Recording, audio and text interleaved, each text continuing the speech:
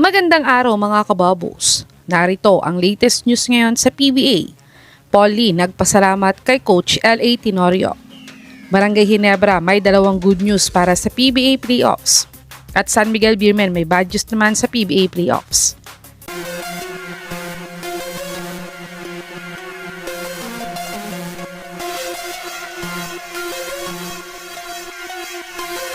Tinambakan nga ng Magnolia Hotshots ang Meralco Bolts ng 17 points sa score na 93-76. At ang best player ng larong ito ay si Paul Lee na nagtala ng 13 points, 3 rebounds at 3 assists sa kanilang panalo. At ayon nga kay Paul Lee, ay kinikredits niya daw kay Coach L.A. Tenorio ang good condition niya ngayon every game at lagi daw kasi silang nire-remind na pag wala namang kailangan gawin at magpahinga na lang daw sila sa bahay. Kaya't yun daw ang ginagawa niya ngayon, kaya't in good condition siya every game ngayon. At sa panalo nga nilang ito ay nasecure na ng Magnolia Hotshots ang 5th seed para sa PBA playoffs. At ang makakaharap nga ng Magnolia Hotshots ay ang 5th seeded na Meralco Bolts na natambakan nila last Sunday. Pero sa serye nilang ito ay may twice to beat advantage na nga ang Meralco Bolts. Kaya't good luck nga sa dalawang teams na to.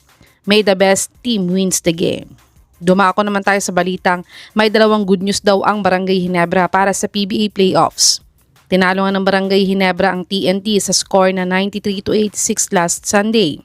At ang best player of the game nga ay si RJ Abarientos na nagtala ng 17 points, 4 rebounds at 3 assists sa kanilang panalo. At ang good news nga ng Gene Kings ay nasecure nga nila ang second seed para sa PBA playoffs. At ang isa pang good news ng Barangay Ginebra ay ang makakatapat nila sa first round ay Underman Phoenix Super LPG na team. Dahil may injured nga ang dalawa nilang key players na sina Richie Rivero at Kai Balungay. Kaya't kung hindi pa din sila makakalaro sa serye nila kontra Gene Kings, ay tiyak na easy win na to para sa Ginebra. Sa tingin mga kababos, automatic bang pasok na sa semifinals ang Barangay Ginebra ngayong playoffs? I-comment nyo na po yan sa baba. Tumungo naman tayo sa balitang may bad news daw ang SMB ngayong PBA playoffs.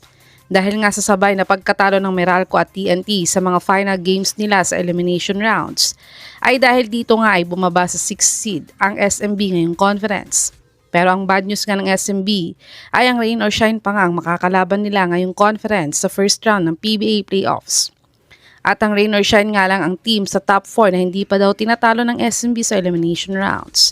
Kaya ito nga ay bad news para sa SMB dahil kailangan pa nilang talunin ng rain or shine ng 2 beses para lang maka-advance sa semifinals. Sa tingin mga kababos, kakayanin kaya ng SMB ang rain or shine sa first round ng PBA playoffs? I-comment nyo na po yan sa baba.